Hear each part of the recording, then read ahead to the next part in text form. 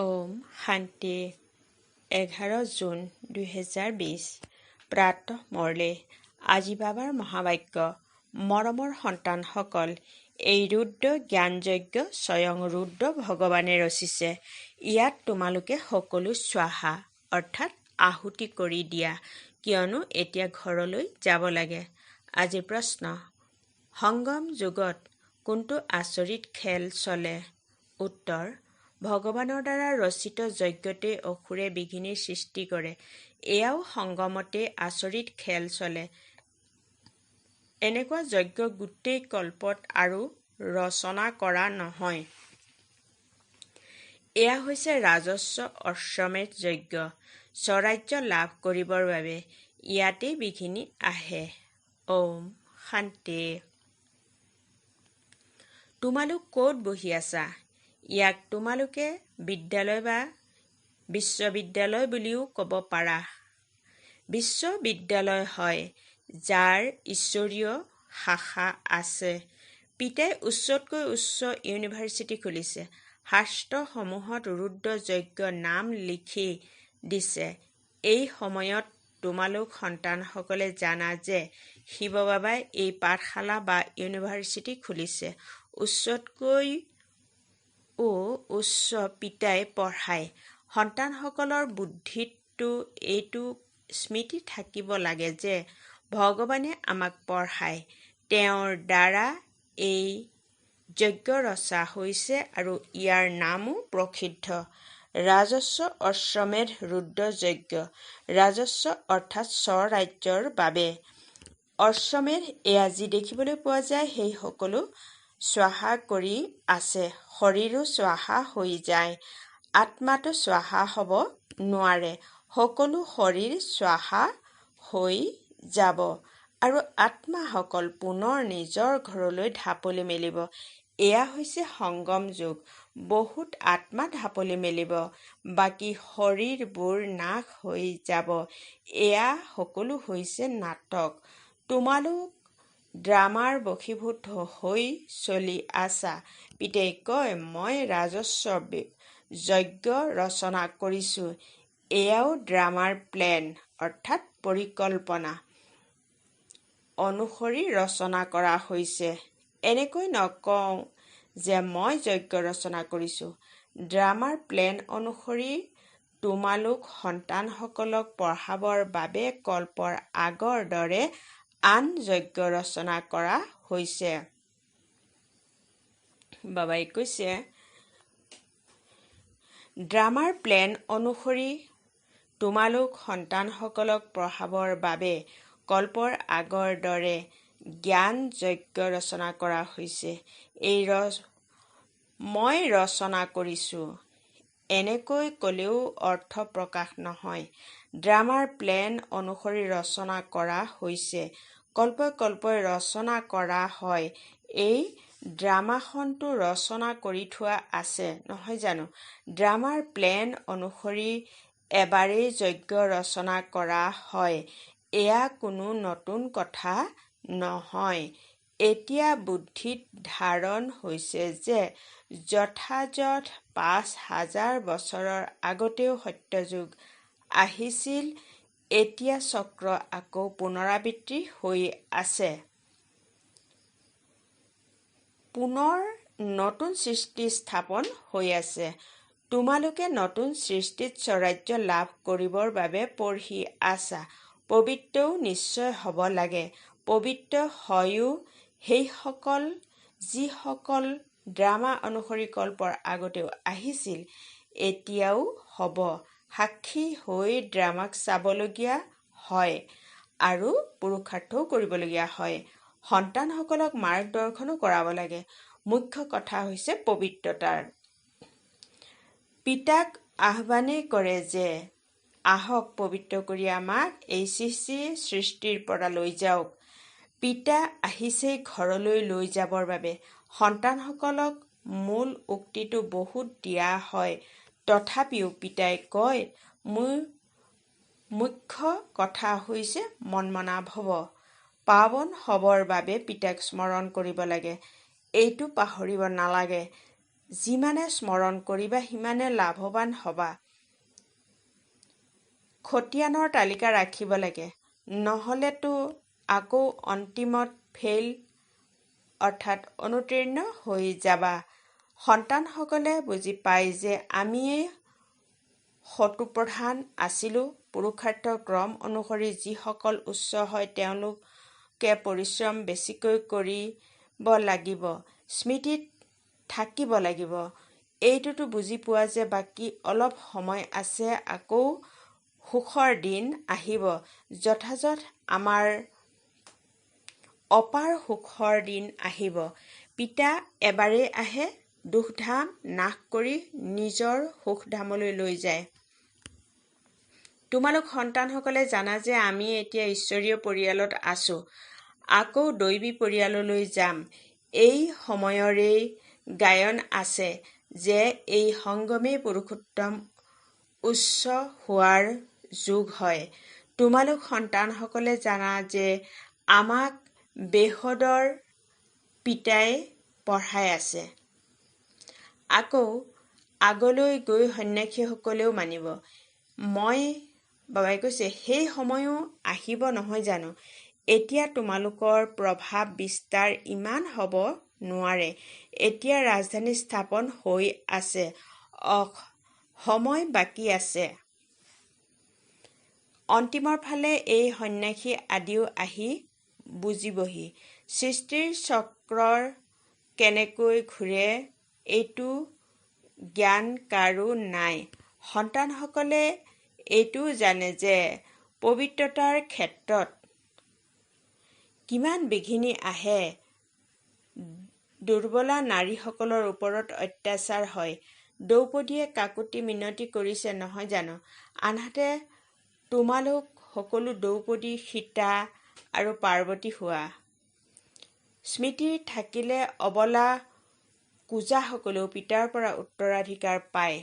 স্মৃতিটো থাকিব পাৰে নহয় জানো? ভগৱান আহি যজ্ঞ ৰচনা কৰিছে। ইয়াত কিমান বিঘিনি আহে, এতিয়াও বিঘিনি আহি থাকে। কন্যাসকলক জোৰ কৰি বিয়া পাতি দিয়ে, নহ'লে মাৰপিট কৰি ঘৰৰ পৰা উলিয়াই দিয়ে। সেয়েহে কাকুতি মিনতি কৰে। হে পতিত পাৱন, আহক তেন্তে নিশ্চয় তেওঁক ৰথ লাগে য'ত আহি পাৱন কৰি তুলিব। গংগাৰ পানীৰে পাৱন নহ'ব, পিতাহে আহি পাৱন কৰি পাৱন সৃষ্টিৰ মালিক কৰি তোলে। তোমালোকে দেখিছা যে এই পতিত সৃষ্টিৰ বিনাশ সন্মুখত থিয় হৈ আছে। কিয়নো বাবাৰ হৈ নাযাওঁ, স্বাহা হৈ নাযাওঁ, অৰ্থাৎ নিজকে আহুতি কৰি নিদিওঁ। সন্তানসকলে সোধে, স্বাহা কেনেকৈ হওঁ? স্থানান্তৰ কেনেকৈ কৰোঁ? বাবাই কয়, সন্তানসকল, তোমালোকে সাকাৰ বাবাক দেখিছা নহয়? এওঁ নিজে কৰি শিকাই আছে। যেনেকুৱা কৰ্ম মই কৰিম, মোক দেখি আনেও কৰিব। পিতাই এওঁৰ দ্বাৰা কৰ্ম কৰালে নহয় জানো? সকলো যজ্ঞত স্বাহা কৰি দিলে। স্বাহা হ'বলৈ কিবা কষ্ট হয় জানো? এওঁ বৰ চহকীও নাছিল, বৰ দুখীয়াও নাছিল, সাধাৰণ আছিল। যজ্ঞ ৰচিলে তাৰ বাবে খোৱা বোৱাৰ সকলো সামগ্ৰী লাগে নহয় জানো? এয়া হৈছে ঈশ্বৰীয় যজ্ঞ।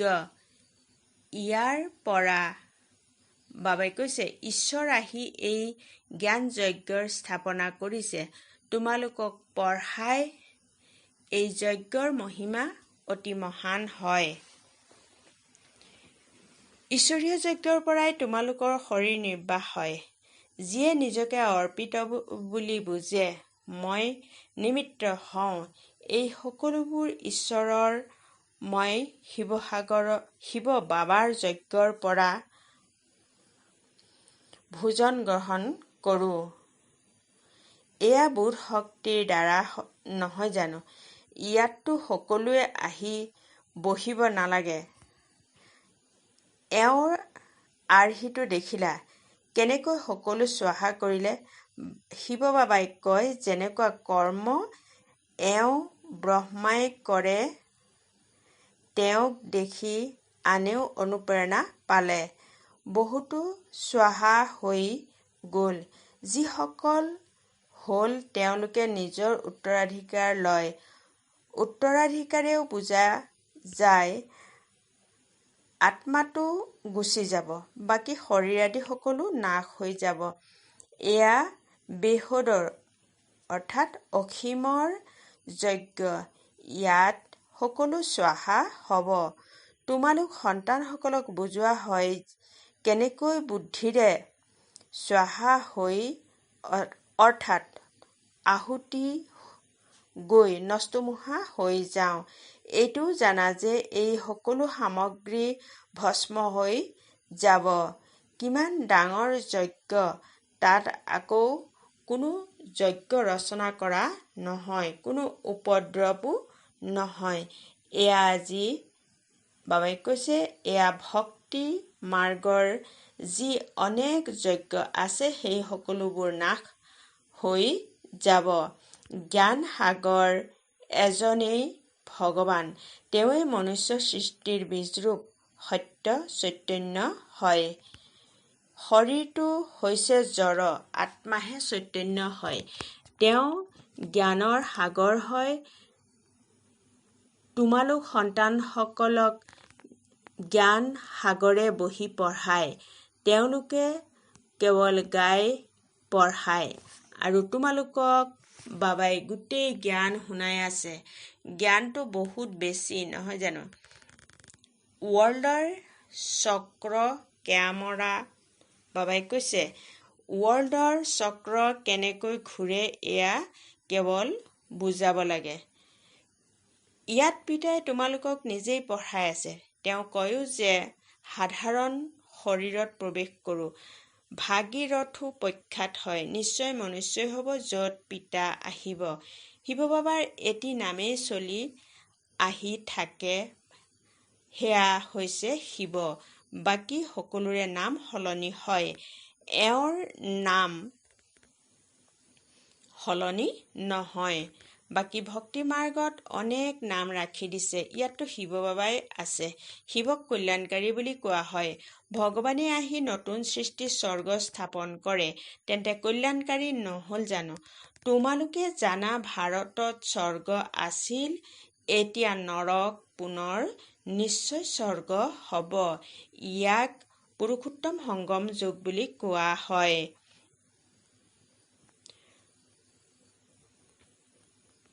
যেতিয়া পিতা নাৱৰীয়া হৈ তোমালোকক ইপাৰৰ পৰা সিপাৰলৈ লৈ যায়। এইখন হৈছে পুৰণি দুখৰ সৃষ্টি। আকৌ ড্ৰামা অনুসৰি নিশ্চয় নতুন সৃষ্টি হ'ব, যাৰ বাবে তোমালোকে এতিয়া পুৰুষাৰ্থ কৰা। পিতাৰ স্মৃতিহে বাৰে বাৰে পাহৰি যোৱা। এই ক্ষেত্ৰত পৰিশ্ৰম কৰিবলগীয়া হয়। বাকী তোমালোকৰ দ্বাৰা যি বিকৰ্ম হৈছে তাৰ শাস্তি কৰ্মভোগৰ ৰূপত ভুগিবলগীয়া হয়েই। কৰ্মভোগ অন্তিমলৈকে ভুগিবই লাগিব। এই ক্ষেত্ৰত ক্ষমা পাব নোৱাৰি। এনেকুৱা নহয় যে বাবা ক্ষমা কৰক, অলপো ক্ষমা কৰা নহ'ব। ড্ৰামা অনুসৰি সকলো হয়, ক্ষমা আদি নাথাকেই। হিচাপ নিকাচ নিষ্পত্তি কৰিবই লাগিব। তমু প্ৰধানৰ পৰা সতু প্ৰধান হ'ব লাগে। ইয়াৰ বাবে শ্ৰীমতো পোৱা যায়। শ্ৰী শ্ৰী শিৱ বাবা শ্ৰীমতেৰে তোমালোক শ্ৰেষ্ঠ হোৱা। উচ্চতকৈও উচ্চ পিতাই তোমালোকক উচ্চ কৰি তোলে। তোমালোক এতিয়া উচ্চ হৈ আছা। এতিয়া তোমালোকৰ স্মৃতি উদয় হৈছে।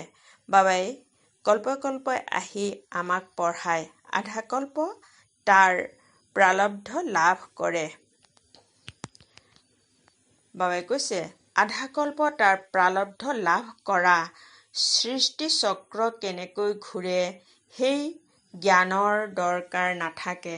কল্পে কল্পে এবাৰেই আহি কয় যে এই সৃষ্টিৰ চক্ৰ কেনেকৈ ঘূৰে। তোমালোকৰ কাম হৈছে পঢ়া আৰু পবিত্ৰ হোৱা, যুগযুক্ত হৈ থাকিব লাগে। পিতাৰ হৈ যদি পবিত্ৰ নোহোৱা তেন্তে 100 গুণ শাস্তি হৈ যাব, নামো বদনাম হৈ যাব। গায়নো কৰে যে সৎগুৰুৰ নিন্দকে পাৰ নাপায়, অৰ্থাৎ উদ্ধাৰ হ'ব নোৱাৰে। মনুষ্যই নাজানে যে এওঁ কোন হয়। সত্য পিতাহে সৎগুৰু, সৎ শিক্ষক হ'ব নহয় জানো? তেওঁ তোমালোকক পঢ়ায়, সঁচা সৎগুৰুও হয়। যিদৰে পিতা জ্ঞানৰ সাগৰ হয়, তোমালোকো জ্ঞানৰ সাগৰ নোহোৱা জানো? পিতাইতো সমস্ত জ্ঞান দি দিলে। যিয়ে যিমান কল্পৰ আগতে ধাৰণ কৰিছিল সিমানেই কৰিব।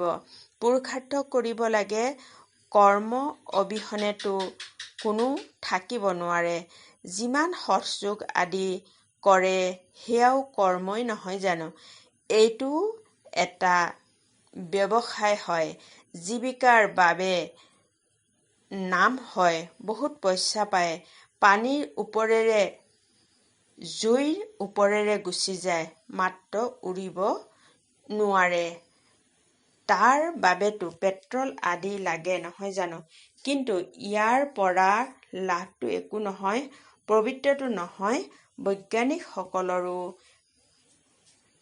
দৌৰ হয়, তোমালোকৰ হৈছে বিজ্ঞানৰ দৌৰ, তোমালোকৰ হৈছে শান্তিৰ দৌৰ।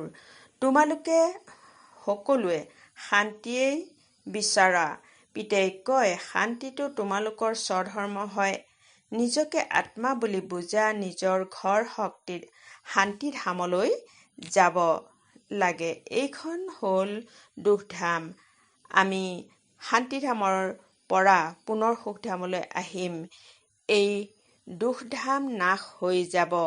এইটো যথা ৰীতিৰে ধাৰণ কৰি আকৌ আনকো ধাৰণ কৰাব লাগে। বাকী কেইটিমান দিন আছে, সেই পঢ়া পঢ়ি আকৌ শৰীৰ নিৰ্বাহৰ অৰ্থে মগজ খটুৱাবলগীয়া হয়।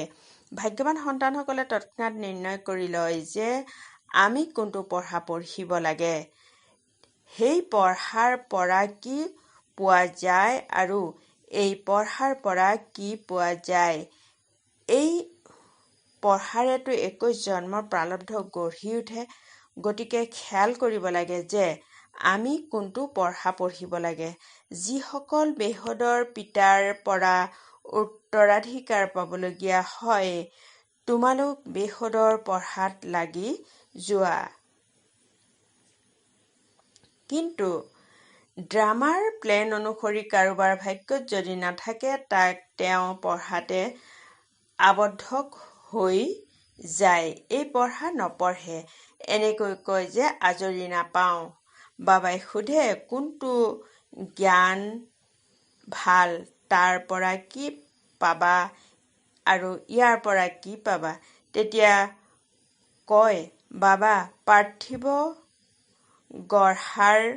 বাবাই কয়, পাৰ্থিৱ পঢ়াৰ পৰা কিনো পাম?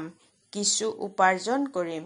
ইয়াততো ভগৱানে পঢ়ায়, আমিতো পঢ়ি নিজৰ বিপদ পাব লাগে।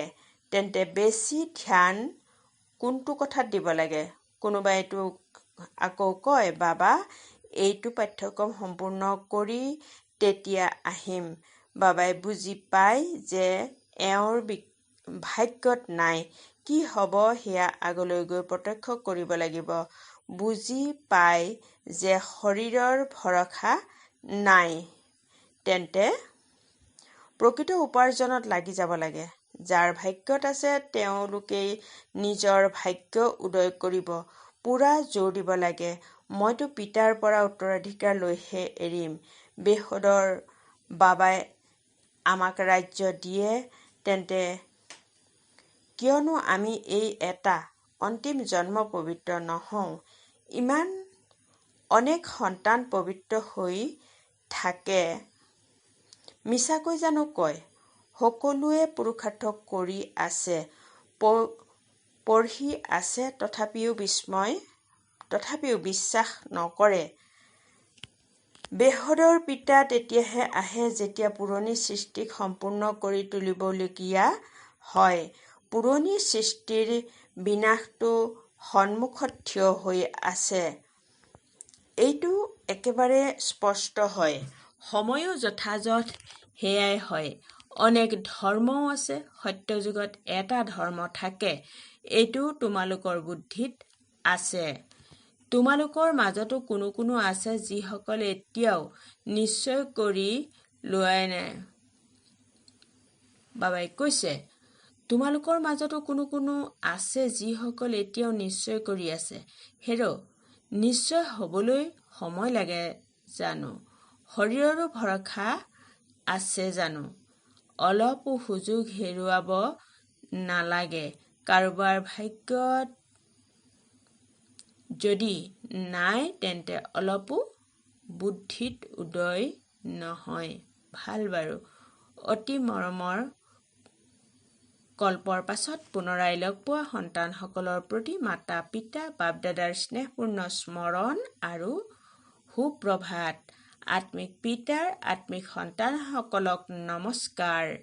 ধাৰণাৰ বাবে মুখ্য সাৰ। নম্বৰ 1, সঁচা উপাৰ্জন কৰি 21 জন্মৰ কাৰণে নিজৰ ভাগ্য গঢ়িব লাগে। শৰীৰৰ কোনো ভৰসা নাই, সেয়েহে অলপো সুযোগ হেৰুৱাব নালাগে। নম্বৰ 2, নষ্ট নোহোৱা হৈ নিজৰ সকলো ৰুদ্ৰ যজ্ঞত স্বাহা কৰিব লাগে, অৰ্থাৎ আহুতি দিব লাগে।